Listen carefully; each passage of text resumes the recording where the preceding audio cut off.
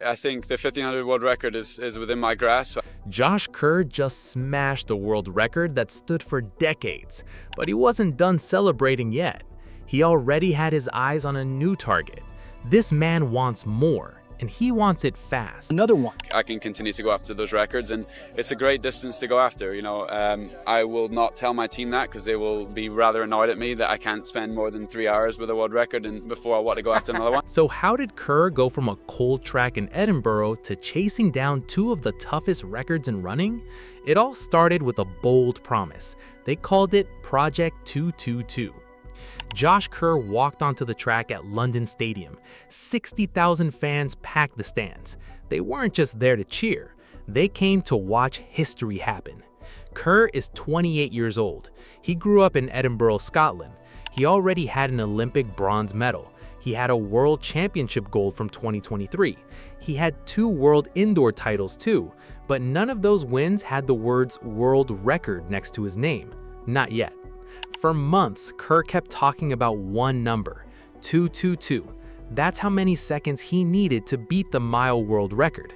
His team even gave the mission a name, Project 222. The record belonged to Hikam El Garouj. This Moroccan runner set it in Rome in 1999. His time was 3 minutes and 43.13 seconds. That record lasted 27 years. Runners tried, runners failed. Nobody could touch it. Kerr believed he could be the one to break it. Back in March, before his season even began, he told the whole world his plan. He said he would break the record in London, right in front of his home fans. That's a huge risk. If you fail, everyone watches you fail. But Kerr had pulled off big promises before. In 2023, he said he'd beat Mo Farah's indoor 2-mile record. 2 months later, he did it. So when Kerr made his big claim again, people believed him. His coach, Danny Mackey, has trained him since 2018. Kerr runs with the Brooks Beast team in Seattle. He just signed a new deal with Brooks that lasts until 2034. That shows just how strong this partnership is. Mackey said something powerful about Kerr.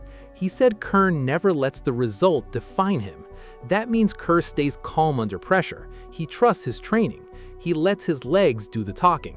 Mackey even said he wishes he could coach Kerr forever. And Kerr trained hard for this. He spent months at altitude in Albuquerque, New Mexico, over 5,000 feet high. Thin air makes your body work harder. Then when you come back down, your body runs even stronger. One workout became legendary among runners.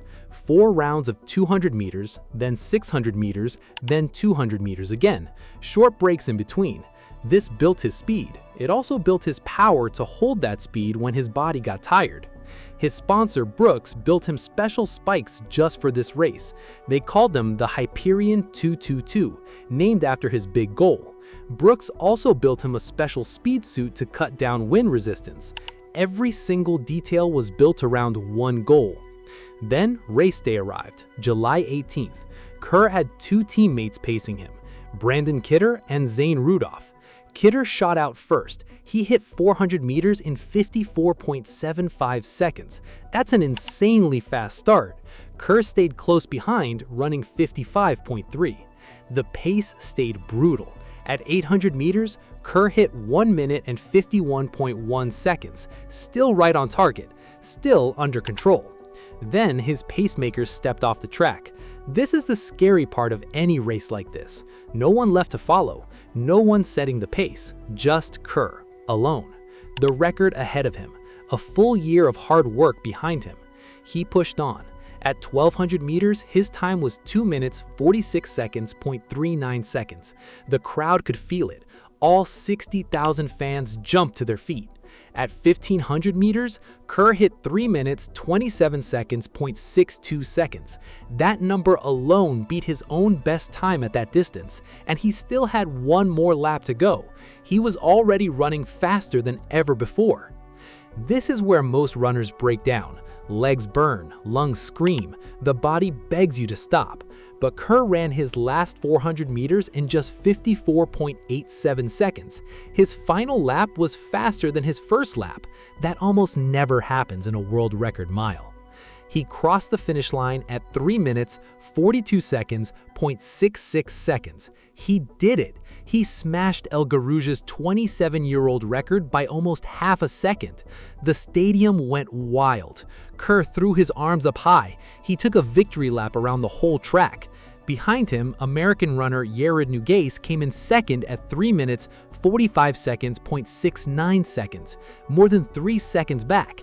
This wasn't even close. After the race, reporters swarmed Kerr, but what he said next hit even harder than his amazing time. He talked about the pressure of calling his shot months early. He said the hype was overwhelming, but he trusted his team. He kept grinding through the work. He said deep down, he always believed a 3:42 was inside him. Then he talked about the final stretch, the last 110 meters. He said the crowd got so loud he went completely deaf. He couldn't hear a thing, just his legs, just the track under his feet. Think about that.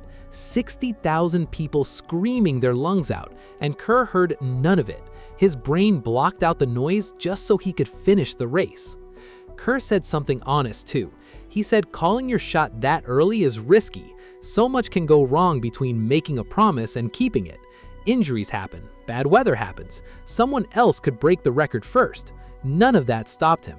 Everything came together on one single night. This win means even more when you look at British running history. Kerr is now the first British runner to hold the men's mile world record since Steve Cram back in 1985.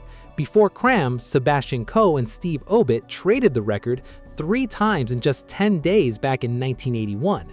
And before all of them, Roger Bannister broke the 4-minute mile barrier back in 1954. Kerr studied all of this history before his race. He knew he'd be the 7th British runner ever to hold this record. Breaking it on British soil in front of British fans was never an accident. It was the plan all along. Kerr said it best himself. If he was going to make history, he wanted to do it as a British athlete, following the same path as the legends before him. And Kerr isn't slowing down. Just hours after breaking the record, he was already talking about his next target.